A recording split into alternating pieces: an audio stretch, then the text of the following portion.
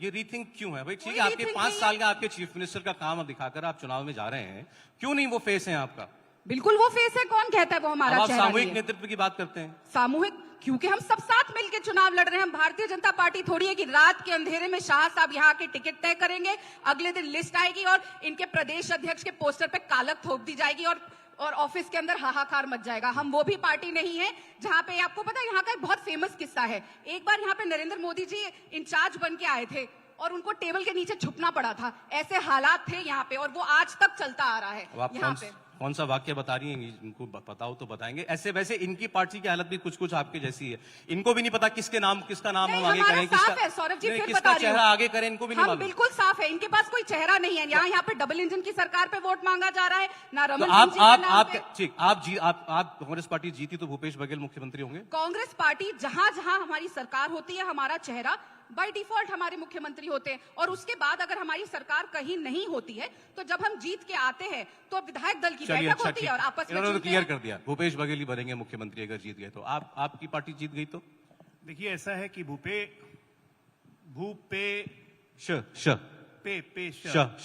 तो जिनके नाम में ही पे है ना, तो जिसको भी बनाना है बनाए। लेकिन कल चरणदास महंत जी जो हैं,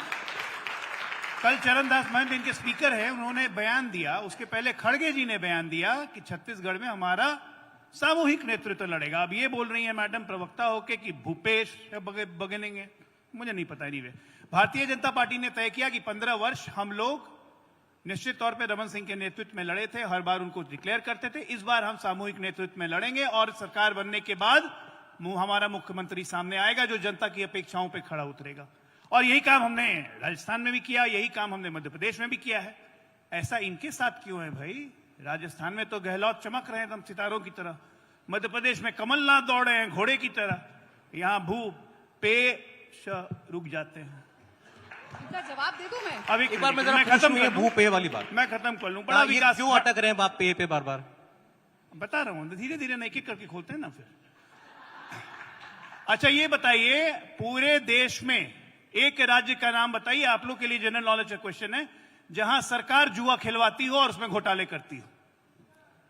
यह महादेव ऐप कहां का है? यहीं का है ना। 15,000 करोड़ चारा घोटाला। मैं बिहार से आता हूं, चारा घोटाला हमारे यहां से हुआ। ये इनोवेशन करते हैं, नया आइडिया आया कि भाई चारा के बाद तो गोबर निकलेगा ना, तो उसमें भी घोटाला। उतना भी मन नहीं भरा, उसमें भी मन नहीं भरा। जो गोबर निकालती है हमारी गाय माता, उसमें गोठान घोटाला करो। भाई एक के बाद एक घोटाला, तो नाम ऐसी थोड़े ना दिया है भूपेश बघेल। अब मैं ये सब बातें कह रहा हूं, आप कह रहे हैं विकास किया। जगदलपुर से जब आप आइए, आज से 5 साल पहले घाटी कितनी देर में पार करते थे? मैं आप ही लोग से पूछ रहा हूं, मैं तो यहां का हूं नहीं, 2-3 बार गया हूं जगदलपुर। आज क्या हालत होती है जगदलपुर से उस घाटी को पार करने में, काशकेल घाटी को? अभी मैं आ रहा हूं मानंदगांव से, रास्ते में सड़क टूटी, सड़क बन रही है, सड़क बन चुकी है, बीच में नाली के कारण रास्ता खोद दिया है। मेरे ड्राइवर ने कहा कि ये नया तरीका है कमाने का, कि पहले सड़क बना दो, बाद में उस पर से नाली बनाओ। तो ये एक के बाद एक जो कारनामे हो रहे हैं। ठीक है। और एक मिनट, दूसरी बात मैं बताता हूं। यहां पे जो सबसे बहुत भयावह स्थिति है, बहुत भयावह स्थिति है, नवरात्र में और नवरात्र के पहले इसी छत्तीसगढ़ में दुर्गा माता की मूर्ति खंडित कर दी जाती है, उठा के फेंक दिया जाता है तालाब में, और कांग्रेसी नेता खुलेआम धमकी देते हैं कि गांव में पूजा की तो जान से मार देंगे। एक कार्यकर्ता हिम्मत करता है, दुर्गा माता की मूर्ति को विस्थापित करता है, पूजा करता है, और अभी अष्टमी के दिन उसकी गोली मार के हत्या कर दी गई। क्यों? और अनाउंसमेंट किया गया, पूजा करोगे तो मार देंगे। धर्मांतरण का ऐसा नग्न खेल किसी राज्य में नहीं चल रहा है। सौरभ जी आप बताइए, तो आप हिंदू हैं तो क्या आप किसी को जबरदस्ती हिंदू बनाएंगे गोली मार के? यहां पे ये चल रहा है कि तुम्हें बनना पड़ेगा, पूजा मत करो।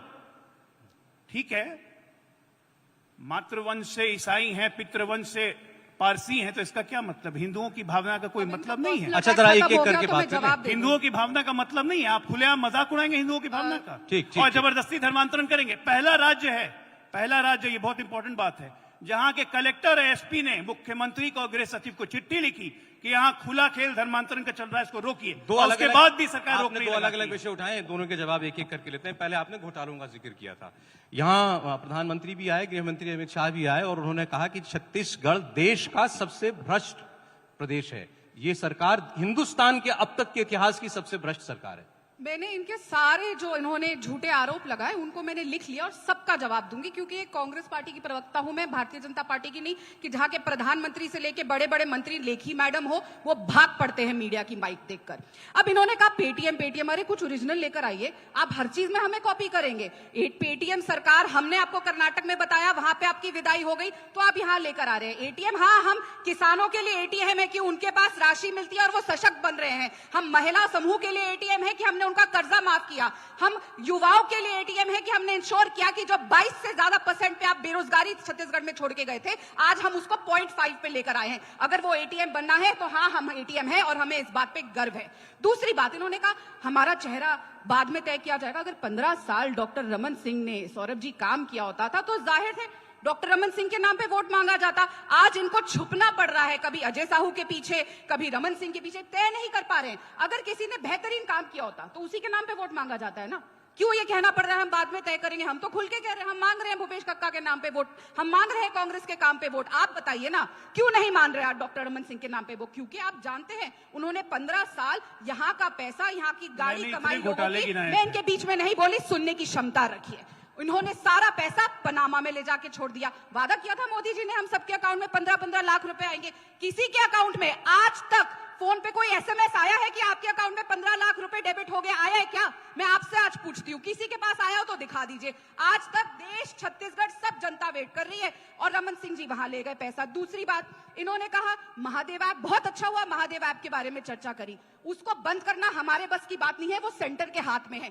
क्यों सेंटर, क्यों मोदी जी आज तक महादेव ऐप को बंद नहीं कर रहे? ये इनके आधिकारिक प्रवक्ता है, मैं इनसे पूछना चाहती हूँ, आज छत्तीसगढ़ की जनता को बताइए कि कौन सी तारीख को महादेव ऐप बंद किया जाएगा। महादेव ऐप पर मुख्यमंत्री के ओएसडी, उनके राजनीतिक सलाहकार, उनके घरों पर छापे पड़े, ईडी ने कार्रवाई करी है। उसके बाद तो सवाल, इस जवाब तो आपको भी देना है ना, क्योंकि इल्जाम आप पर है। बिल्कुल महादेव ऐप चलता कैसे रहा यहाँ छत्तीसगढ़ में? सौरभ जी, एक कहानी छपती है एक मैगजीन के अंदर, जैसे मनगढ़ंत कहानी होती है, और उस बेसिस पे ईडी मुख्यमंत्री जी के सलाहकार के घर पहुंच जाती है रेड करने। लेकिन छत्तीसगढ़ की रमन सरकार ने खुद एक्सेप्ट किया कि इतना बड़ा नान पीडीएस घोटाला हुआ। उन्होंने एक्सेप्ट किया कि 16 लाख, उस पर भी आऊंगा, महादेव ऐप पर जवाब दीजिए। बात तो करने दीजिए, महादेव ऐप पर जवाब दीजिए। बिल्कुल बात कर रही हूँ। अगर एक मनगढ़ंत कहानी पे एक ऐसी ही कहानी एक किसी ने लिख दी, अब उसके ऊपर ईडी आपके यहाँ आ जाती है, तो जो सरकार ने खुद रमन सिंह ने स्वीकार किया कि हमने पीडीएस घोटाला किया है, उनके पास ईडी क्यों नहीं आ रही? चिट फंड घोटाला यहाँ पे हुआ जिसमें 10,000 करोड़ से ज्यादा का घोटाला हुआ, लोगों की गाड़ी कमाई चली गई, उसको कागजात सबके सामने है। क्यों आज तक ईडी नहीं आई? जब ईडी ने यहाँ पे घर बना लिया है, स्कूल बच्चों को भेज रहे हैं, तो क्या देर कर रहे हैं? चले जाइए कवर्धा, महादेव ऐप में कोई गड़बड़ नहीं हुई, महादेव ऐप में कोई गड़बड़ नहीं हुई है। जो भी गड़बड़ हुई है तहकीकात एक साल में 5,000, पिछले कुछ वर्षों में 20,000 करोड़ का उसमें लेन देन हुआ। जो भी गड़बड़ हुई है, देखिए वो लोग दुबई में हैं या जहां भी हैं, क्यों नहीं लेकर आती सरकार इनकी? जैसे विजय माल्या भागा हुआ है, नीरव मोदी भागा हुआ है, इनके वो दूसरे भाई जो बोलते रहते हैं, मेहुल भाई मोदी जी के, सब भागे हुए, आज तक कोई आया? बंद कीजिए ऐप, विजय बंद कीजिए माल्या ऐप पहले। 200 सूटकेस लेके दिल्ली एयरपोर्ट मुख्यमंत्री ने भी कहा बंद करा दें ऐप, लेकर आइए उनको दुबई से। एक बार जवाब इस पर। सौरभ जी